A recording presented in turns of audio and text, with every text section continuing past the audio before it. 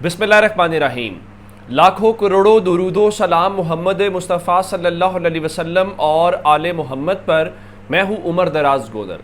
आज से 2 या 3 साल पहले पाकिस्तान के अंदर किसी बंदे से अगर ये पूछा जाए कि क्या आप मोहसिन नकवी को जानते हैं, तो शायद हम जैसे लोग जो मीडिया में काम करते हैं हमें तो ये अंदाज़ा था, या लाहौर में लोग जानते होंगे कि सिटी 42 है या 24 चैनल है या फलां मीडिया ग्रुप है, तो वो मोहसिन नकवी का। लेकिन अवामुन नास को शायद मोहसिन नकवी का पता भी नहीं था। लेकिन आज यूं लगता है कि पाकिस्तान के अंदर रियासत पता नहीं 75-76 सालों में 77 सालों में कैसे चल रही थी मोहसिन नकवी के बगैर। मोहसिन नकवी का ना होना शायद इसी वजह से हम IMF के चुंगल में फंस गए, हम पीछे रह गए। पता चला कि पंजाब भी मोहसिन नकवी चला सकता है, पता चला कि नहीं जी क्रिकेट बोर्ड भी मोहसिन नकवी के पास होना चाहिए, फिर पता चला नहीं वो निगरान भी है, वो निगरान के साथ जो अगली हुकूमत आ रही है उस हुकूमत का वो वजीर भी है। तो ये हो नहीं सकता ना। आप अगर निगरान थे तो इसका मतलब है आप किसी एजेंडे के ऊपर थे, आपको पता था कि आपने अगली हुकूमत के सेटअप में, और अगली हुकूमत आपको क्यों शामिल करेगी अनटिल अनलेस आप उनके बंदे नहीं हैं। अब ये उसको क्या कहते हैं कि इस सारे मामले के अंदर उसकी वजह क्या है। देखें, मैंने पिछली वीडियो में बात की थी कि इंडिया कल वर्ल्ड कप जीत गया है। हम वर्ल्ड कप के पहली बार पहले राउंड से बाहर हो गए हैं। उसका क्रेडिट किसके पास है? मोहसिन नकवी के पास है। मोहसिन नकवी का क्रिकेट बोर्ड से या क्रिकेट से कोई लेना देना नहीं है। उसने वो वजीर भी बिठा दिए जिनका क्रिकेट सिलेक्शन कमेटी में, जिनका क्रिकेट से अलफ बे का पता नहीं है। सारी उम्र उन्होंने शायद बैट भी अपने हाथ में नहीं पकड़ा होगा। लेकिन वजह क्या है? मोहसिन नकवी को आप क्यों नहीं कुछ कह सकते? अनवारुल्लाह काकड़ को आप क्यों नहीं कुछ कह सकते? फैसल वावड़ा को आप क्यों नहीं कुछ कह सकते? उनके ऊपर दस्ते शफकत है। किसका दस्ते शफकत है? मेरे में इतनी मजाल नहीं है, आप सब जानते हैं कि किसका। लेकिन अब मोहसिन नकवी जो है क्रिकेट का तो खैर कबाड़ा कर दिया, आइंदा भी करेगा। देखें, इस कौम के पास एक स्पोर्ट्स थी क्रिकेट, लेकिन शायद किसी ने फैसला कर लिया कि उसका भी भट्टा बिठाना है, वही हॉकी वाला हाल करना है, लोगों का इंटरेस्ट बर्बाद करना है। तो कहा नहीं, हम इनाम के तौर पे, आपने पंजाब में जिस तरह लोगों के घर तोड़े, तहरीक इंसाफ का जो कुछ आपने कबाड़ा करने की कोशिश की, क्या कहते हैं कि उस सारे मसले के दौरान आपको इनाम जो है वो क्रिकेट बोर्ड की सरबराही दी जाएगी। अब खबर इस वक्त ये है कि मोहसिन नकवी को बुलावा आ गया है। हैरानकुन बात यह है कि मोहसिन नकवी आज़ाद हैसियत में सेनेटर मुंतखब हो गए, और पीपल्स पार्टी भी ऑन बोर्ड है, मुस्लिम लीग नून भी ऑन बोर्ड है, पंजाब से बिला मुकाबला। बाकी भी सारे हीरे इसी तरह से हुए। तो अब उनकी जो सेनेट की नशिस्त है उससे डिसक्वालिफिकेशन की एक जो दरख्वास्त है उसको समाअत के लिए मुकर्रर कर दिया गया है। और लाहौर हाई कोर्ट के जो कायम मकाम चीफ जस्टिस हैं, जस्टिस शुजात अली खान, कल इस दरख्वास्त के ऊपर समाअत करेंगे। अब जो रजिस्ट्रार ऑफिस है उसने दरख्वास्त गुजार के ऊपर ये इतराज़ लगाया कि जनाब आप इस सारे मामले के अंदर मुतासरा फरीक नहीं है। मशकूर हुसैन शहरी का नाम है जिन्होंने दरख्वास्त दायर की है नदीम सरवट एडवोकेट के तवस्सुत से, और उनका इल्ज़ाम बड़ा सादा है। उनका देखिए, जो सेनेट की नशिस्त रखते हुए आप उसके सरबराह नहीं हो सकते क्रिकेट बोर्ड के, और इसलिए उनके मुताबिक वो अगर क्रिकेट बोर्ड के चेयरमैन हूं तो फिर वो सेनेटर बनने के अहल नहीं है। और उनका जब सेनेट की नशिस्त के लिए कागजात उन्होंने जमा करवाए तो उस वक्त मोहसिन नकवी जो है वो PCB के चेयरमैन थे, और आइन के आर्टिकल 63 के तहत मोहसिन नकवी जो है वो सेनेटर के ओहदे के ऊपर बरकरार नहीं रह सकते, और इसलिए लाहौर हाई कोर्ट जो है वो मोहसिन नकवी को सेनेटर के ओहदे से हटाने का हुक्म दे। अब ये दरख्वास्त समाअत के लिए भी मुकर्रर हो गई है। इसके ऊपर अदालत समाअत भी करेगी, लेकिन उम्मीद रखनी चाहिए। लेकिन प्रॉब्लम इसमें क्या है? प्रॉब्लम इसमें यह है कि इन साहिबान के ऊपर मोहसिन नकवी, फैसल वावड़ा, ये सारे जो हैं ये हीरे हैं। ये हीरे उन्होंने अपने रखे हुए, ये असासे हैं, ये बवक्ते ज़रूरत काम आते हैं, इनको इस्तेमाल किया जाता है। इस्तेमाल से मुराद ये है कि इनको अपॉइंट किया जाता है, कभी यहाँ कभी वहाँ, जैसे पंजाब में, विफाक में, क्रिकेट बोर्ड में। पूछा जाना चाहिए ना भाई कि क्रिकेट बोर्ड आपकी नज़र में क्या है कि आपने हीरो को इनाम के अंदर क्यों दिया। अब उनकी डिस्क्वालिफिकेशन, आप डिस्क्वालिफिकेशन करके तो दिखाएं। फैसल वावड़ा सामने खड़ा था, सुप्रीम कोर्ट ने फैसल वावड़ा को कुछ नहीं कहा। उन्होंने कहा कि ज़रा जो TV चैनल्स हैं उनका ज़रा हम कर दें। उसकी वजह क्या है? उसकी एक वजह यह भी है कि आने वाले चंद दिनों के अंदर फैसला आना है मखसूस नशिस्तों का, चूँकि कल अदालत ने बैठना है।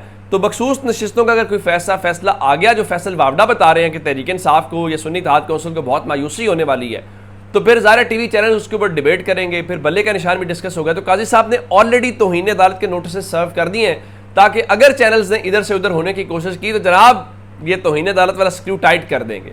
लेकिन काजी साहब को इस बात का इल्म नहीं है कि मीडिया ऑलरेडी आपके कंट्रोल में है। उसके बावजूद मैं आपको बताना ये चाहता हूँ कि बात नहीं बनेगी और इस तरह से चीज़ें शायद आपके इख्तियार में या कंट्रोल में ना आ सकें, लेकिन चलें उसको देख लेते हैं। अब मैं आपको बताना ये चाहता हूँ कि इस सब के बीच में असल बात यह है कि मोहसिन नकवी को चले बुलावा आया, वो तो एक अपनी जगह पे मामला है।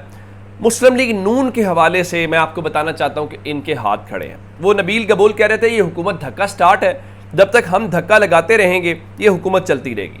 अब पीपल्स पार्टी दोनों तरफ खेलती है, वो गवर्नमेंट में भी रहना चाहती है, वो अपोजिशन में भी रहना चाहती है। तो पीपल्स पार्टी क्या काबीना में शामिल हो रही है, मैं उसकी खबर आपको दे देता हूँ। एक तो जो पंजाब की काबीना है उसमें तोसी हो रही है, उसमें नए वज़रा आ रहे हैं। दूसरा विफाक के अंदर कुछ मामलात हैं, पीपल्स पार्टी को मिले थे शहबाज शरीफ वगैरह भी, तो उस सारे मामले में पीपल्स पार्टी के हवाले से मुस्लिम लीग नून कहना शुरू हो गई है कि आप इंतज़ार कर लें, अगले 10 दिनों में जो पीपल्स पार्टी है ना वो काबीना के अंदर शामिल हो जाएगी और पंजाब में भी शामिल होगी, विफाक में भी शामिल होगी।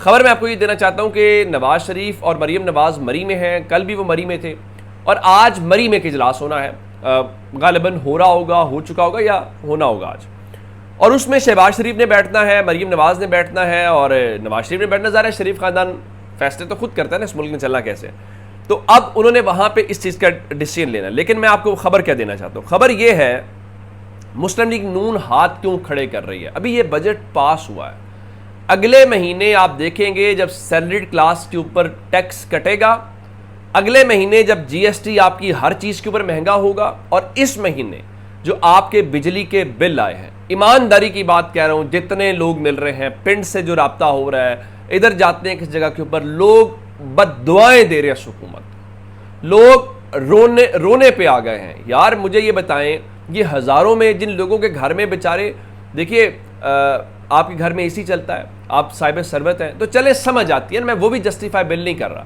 लेकिन जिस बेचारे के घर में एक लाइट और पंखा हो उसको 6000 आप बिल जमा करवाने पे ले जाएं तो वो क्या करेगा।